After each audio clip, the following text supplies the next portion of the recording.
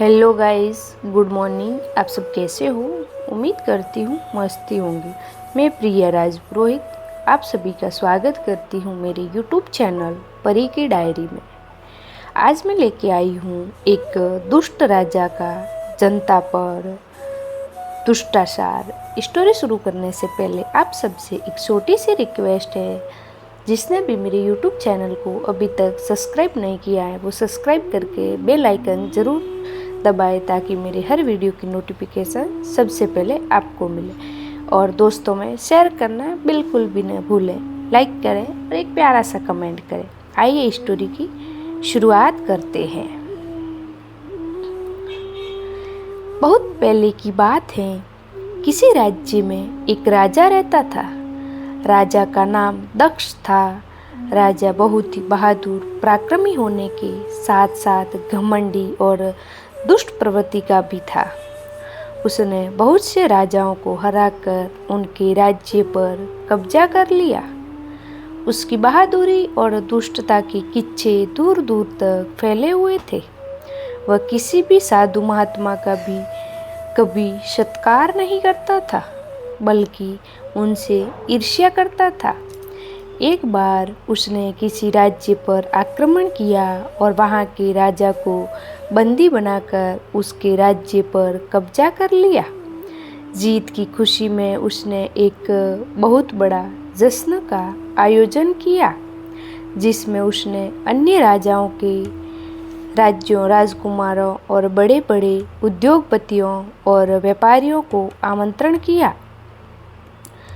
उसने अपने कर्मचारियों को आदेश दिया कि जश्न में सिर्फ उन्हें ही आने दिया जाए जो किसी राज्य के राजा, राजकुमार, उद्योगपति या व्यापारी हो, अन्यथा और किसी को न आने दिया जाए, वरना उसके साथ साथ कर्मचारियों को भी सजा दी जाएगी।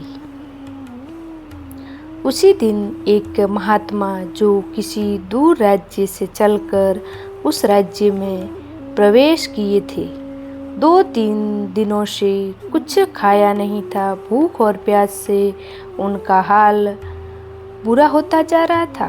तभी दूर से उन्हें जश्न नजर आया और लंबे लंबे कदम भरते हुए वो भी उसमें शामिल होने पहुँचे। मगर राजा के कर्मचारियों ने उन्हें अंदर जाने से मना कर दिया। उन्होंने कहा, हमारे राजा दक्ष का हुक्म है कि सिर्फ राजा, राजकुमार, उद्योगपतियों और व्यापारियों को ही अंदर जाने दिया जाए, अन्यथा वो उसके साथ साथ हमें भी सजा देंगे। महात्मा ने बड़े अनुनय विनय किए कर्मचारियों से, मगर वो भी क्या करते, उन्हें भी तो हिदायत दी गई थी। महात्मा वापस लौट आए, मगर पेट की आग उन्हें मजबूर कर रही थी। भूख की आग अब सहन नहीं हो रही थी और दूर से पकवानों की खुशबू उन्हें और मजबूर कर रही थी वहां जाने को। दूसरे रास्ते से कर्मचारियों से छुपते छुपाते वो किसी तरह वहां पहुंच गए जहां पकवान खिलाए जा रहे थे। तभी किसी कर्मचारी ने उन्हें देख लिया और पकड़कर राजा के पास ले गया। राजा दक्ष ने उस महात्मा को बड़े ही घृणा भरी दृष्टि से देखते हुए कहा, तुम कैसे महात्मा हो जो थोड़ी सी भूख बर्दाश्त नहीं कर पाए और चोरी से हमारे जश्न में शामिल हो गए। तुम महात्मा नहीं, चोर हो। और भी खरी खोटी सुनाते हुए राजा ने महात्मा को बिना खाना खिलाए ही अपने सैनिकों को आदेश दिया कि महात्मा को 200 कोड़े लगाकर राज्य से बाहर कर दिया जाए।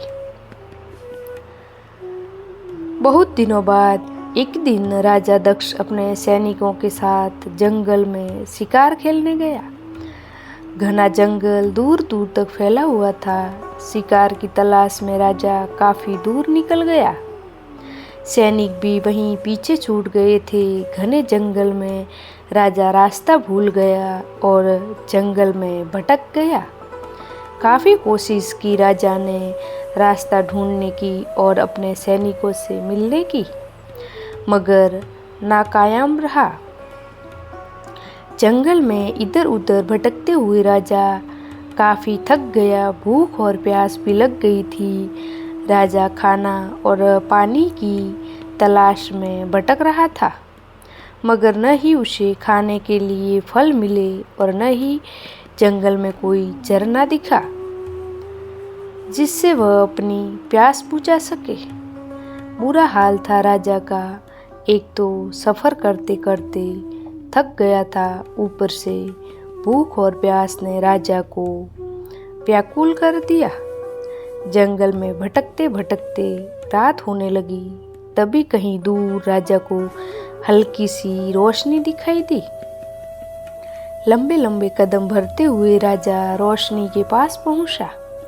एक छोटी सी झोपड़ी के अंदर दीपक जल रहा था।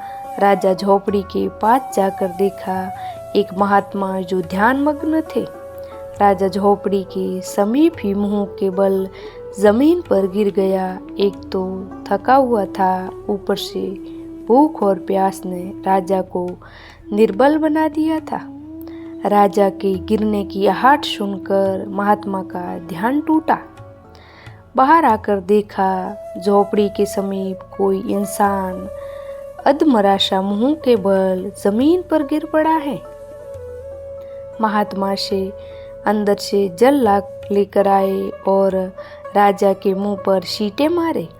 राजा होश में आया और उनके हाथ से जल का पात्र छीनकर राजा सारा जल एक ही घूंट में पी गया। महात्मा ने उनसे पूछा, कौन हो आप और इतनी रात गए इस जंगल में क्या कर रहे हो? राजा दक्ष महात्मा के चरणों में गिरते हुए बोला, हे महात्मा, पहले आप मुझे कुछ खाना खिलाइए, मैं भूख से मरा जा रहा हूँ। उसके बाद मैं आपको सारा वृत्तांत बताऊंगा। महात्मा ने कहा, मेहमान और कमर की तलवार बता रही हैं कि आप कहीं के राजा हो। अभी मेरे पास कुछ विशिष्ट तो नहीं है आपको खिलाने के लिए। हाँ, ये एक पात्र है जिसमें कुछ फल रखे हुए थे। उसकी तरफ इशारा करते हुए बोले, कुछ फल पड़े हुए हैं जिसे बंदरों ने जूठा कर दिया है, अगर आप चाहें तो। अभी महात्मा ने अपनी बात पूरी ही नहीं की थी कि राजा उठा और फल का पात्र उठाकर सारा फल खा गया। पानी पीकर वहीं जमीन पर लेट गया। महात्मा ने कहा, हे राजन, अगर आप चाहो तो झोपड़ी में विश्राम कर सकते हो। राजा ने कहा, नहीं महात्मा, आज मुझे सच्ची भूख उन फलों में और गहरी नींद का एहसास इस जमीन पर हो रहा है। और राजा वहीं जमीन पर सो गया। सुबह महात्मा ने राजा को उठाते हुए कहा, हे राजन, उठो, सुबह हो गई है, चलो झरने के शीतल जल में स्नान कर लो और कुछ ताजे फल खा लो।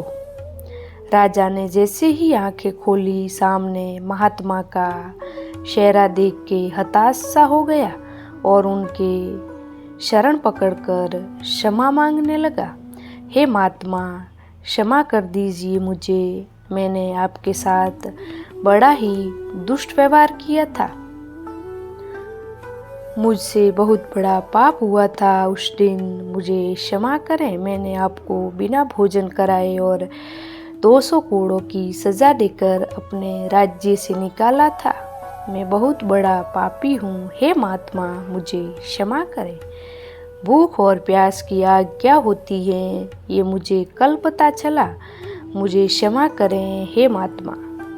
राजा घंटों तक महात्मा के चरणों में लिपटकर क्षमा मांगता रहा। महात्मा ने कहा, हे राजन, मेरे मन में तुम्हारे लिए कोई द्वेष या क्रोध नहीं है। मैंने तो तुम्हें उसी दिन क्षमा कर दिया था। महात्मा ने राजा को झरने की शीतल जल में स्नान कराकर कुछ ताजे फल खाने को दिए।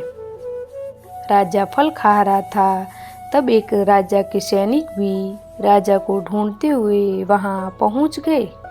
राजा ने सैकड़ों बार महात्मा को अपने राज्य चलने के लिए कहा, पर महात्मा को मना करते हुए कहा, हे राजन, आज तो नहीं मगर फिर कभी कहीं जरूर आऊँगा आपका आतिथ्य स्वीकार करने। राजा दक्ष ने महात्मा से विदा लेते हुए अपने किए हुए दुष्ट व्यवहार के लिए फिर से क्षमा मांगी और अपने सैनिकों के साथ अपने राज्य वापस लौट आया। फिर उसके साथ राज्य के लोगों ने जिस राजा दक्ष को देखा वह राजा दक्ष वो राजा नहीं था जिसमें घमंड और दुष्टता भरी हुई थी, जो साधु महात्माओं का सत्कार नहीं करता और उनसे ईर्ष्या करता है, बल्कि उस राजा को देखा जो नम्रता और अपने प्रजा के साथ अच्छा व्यवहार करता है और साधु महात्माओं का सत्कार और उनकी इज्जत करता।